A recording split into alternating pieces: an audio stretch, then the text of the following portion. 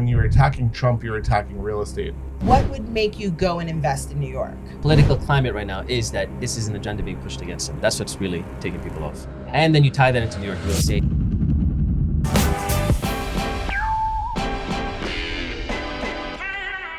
Okay, guys, so Grant Cardone says no one will want to invest in New York after the Trump verdict. Let's check it out and talk about it.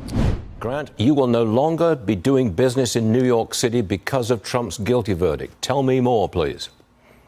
Absolutely not, Stuart. I mean, I said this when the ruling came out for the $355 million that I couldn't. We had $500 million to invest in New York City this year. We have since reallocated that money to Florida real estate. New York City is... Well, you don't trust the legal system in New York? You don't trust the politics here? Is that it? Well, you already... As many great things that are going on in New York City, you just have too many other risks that as a fiduciary of other people's money, I can't raise the rents. I can't evict. I cannot predict the taxes. We're going to reward people. I literally might be required to provide housing to illegal people. I can't collect the rents and I can't get them out of the property. I can't call the police to actually do anything when there's a crime on the property.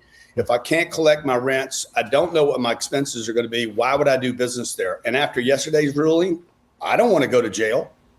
I don't want 38 convictions or 34 convictions. Right. I don't want 7 years, something I did 7 years ago, to be a problem today. Do you know of any other investors, real estate or otherwise, who are pulling out of New York and New York State? I have 15,000 investors with me at Cardone Capital. We've raised $1.3 billion. If I went to them today and said, I want to invest in New York City, they would not give me money to do that. Let's suppose one of the greatest cities on planet Earth. Yep. Agreed. And nobody wants to go there and do business. Who do you blame for all of this? Well, I blame the legal system. You know, this is clearly the political system's been weaponized. The legal system's been weaponized. If they can do this to Donald Trump, a former president, regardless of how you feel about the politics, if they can do this to a former president, what can they do to Grant Cardone? What can they do to any other businessman? And that is why so many business people, hedge fund operators and investors are leaving blue states. I left California 13 years ago because I saw this coming. Mm-hmm. Quick question. If there's almost certainly going to be an appeal to these guilty verdicts, if the guilty verdicts are reversed, will you come back to New York? Well, you know, once things settle down and there's some predictability. Look, as an investor, I need to be able to predict the future as much as possible. I'm not Nostradamus, but I need things on my side. As great a city as New York City is, I need stability in the marketplace. And right now, you have problems picking up the trash. You can't get rid of the illegals. You guys got so many problems going. I don't know why anybody stays there right now. Why would I invest there when I can come to Miami or Fort Lauderdale or anywhere in Florida? A good question, and I understand where you're coming from entirely, because I do have to live here. Grant Cardone, thanks very much for joining us. I hope to see you again soon. Thanks, sir. What I really like about that is Grant kept it apolitical. It wasn't a Republican thing. It wasn't a Democratic thing. It was just, these are the merits of New York City. Yes, it's on the tip of your tongue. Say it. What do you want to say? That what he said, the reasons that he gave for investors staying out of New York City right now, I agree with. The fact that it had to do with a verdict that had nothing to do with those things specifically, I think this was just for headlines. No, I think it's been boiling. This was just for I think all those issues have been there, and this just pushed everything over the top. How did this about hush money? Hush money has nothing to do with not being able to pick up trash. It has nothing to do with people having to house illegal people. It has nothing to do with the squatters. Because if Trump was president, he would make it better. And that's what he's talking about, is the unpredictability. Like, Biden hasn't of New York helped policies. any of that. Actually, he's the one that allowed all of these illegal immigrants. So he's talking about being predictable. If Trump is president, it will be a predictability that he'll feel safe in. I don't think this has to do with about who's going to become president. So here's why it does. Okay. And Trump has become a real estate icon. So let's Mhm. take the Republican out of it or the Democrat out of it. Okay, right. Like Monopoly Right. board, right? You almost expect to see Donald Trump's face on that board. So the world, I think, is seeing that when you're attacking Trump, you're attacking real estate. And I This think is that's about what, money, about a woman. I get it. This Business. is I not get it. about I get not it. being I able to get it. house I get illegals it. or squatters I know. being or squatters going into your home. Hush, and let us finish. Oh. Hush. No, but I agree that if you look at some of the merits of it, you know, there's definitely questions there. But I think that because he's so iconic in real estate, that it's just everybody's looking at look what's happening to this real estate guy. Makes them feel And safe. Ex-president. They're doing this And through the ex-president. ex-president. So it's pushing So everything over the an top. Nobody's above the law. That's what Yes. I'm asking. Nobody's Should above an the law. ex-president be above the law? No. No. No. But No at the one same should be time, above the it's law. political climate right now is that this is an agenda being pushed against him. That's what's really taking people off. Yeah. And then you tie that into New York real estate and the situation in real estate. So people are just less likely to continue I feel investing. as though that this was more about the policies around the people who are governing New York right now. So if they're not doing a good job, which I'm a New Yorker, born and raised, Mount Sinai Hospital came out on 100 and whatever street. Like, I love Mount I am a Sinai. New Yorker. And New York has been through ups and downs and had some really good times and really bad times. I know a lot of people who have left New York because they just couldn't do it anymore. They were like, this is getting to be too much. Got it. But those are about the policies of the people who are ruling New York right now. A issue about paying off your whore is not Ooh. the same as all of those What's a very whore? legitimate things. My son asked me that too. Oh. What is those very legitimate things that he was talking Again, about? this is not about politics. Right, he was talking about legitimate things. Okay. All right. I wouldn't have invested in New York City before Why this not? event, and I wouldn't invest Because it's after. not investor or landlord friendly. It's not friendly. Mm. There's too many rules. Omar and I do a lot of investing together. We're smaller time people. You know, we have some sizable portfolios, but the New York stuff is for massive people. We don't Like have him. that. We can't fight. That's Yeah. that guy's We name? can't fight City Hall. We can't fight the landlord tenant issues. Like, Mhm. it's just way too much. It's a great way to invest, overpay, and go broke. So we don't do New York anyway. This didn't make it any better. What would, and taking all politics out of it, let's just even take Trump out of it, right? What would make you go and invest in New York?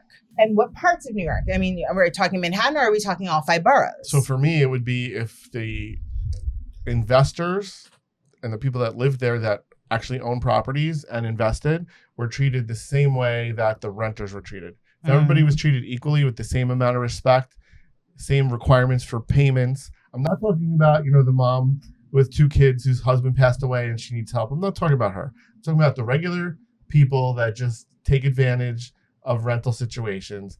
I think if everybody was treated the same way, again, no one gave me anything to build my portfolio where I am.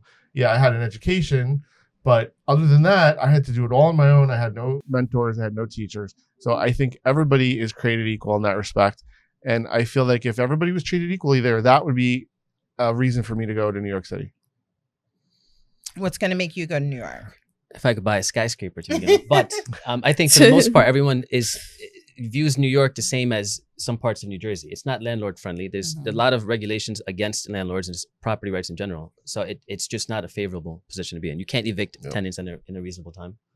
And because of that, I would not be interested in putting money there. Yep. Sophia, you are a New Yorker. You live in New York now, right? Mm-hmm. And you are a budding investor.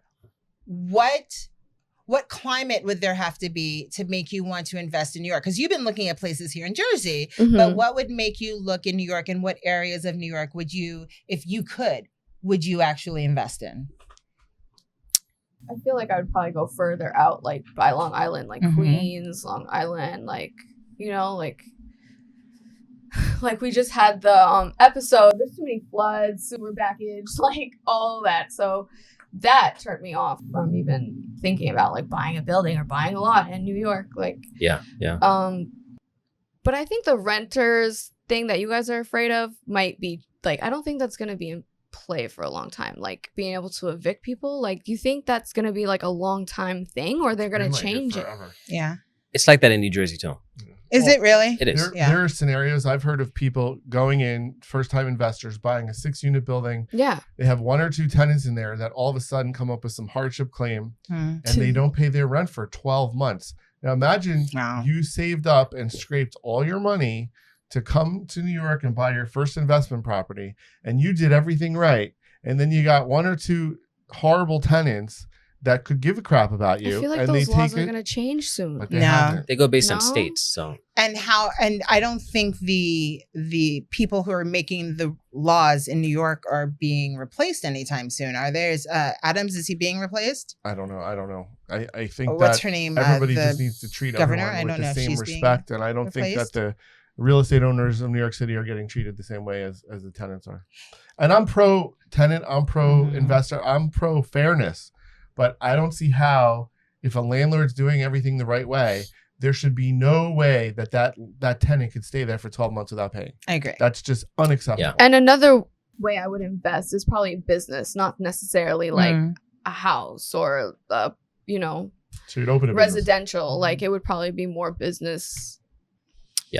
So, right, because the laws for commercial tenants are totally different Yeah. than Mhm. residential tenants. So, that's something that would definitely be more along my school of thought is Mhm. on the commercial end. However, if you look at New York now, all the retail is going crazy. Thank God the Bridge and Tunnel Authority or whoever that was, they just stopped congestion pricing, Right. which we heard Right, about. we were just Stopped it? talking about. Yeah, Yeah. they stopped it. Yeah, there's no more congestion pricing. I So didn't know that's that. going to at least allow people to feel comfortable driving back and forth into the city more often. But it's crazy. There's so many empties there.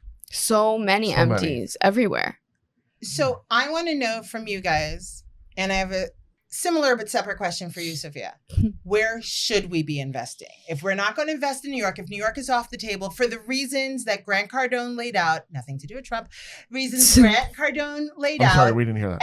and the reasons that you guys laid out, which to me are very legitimate. Yes. Where should we be investing?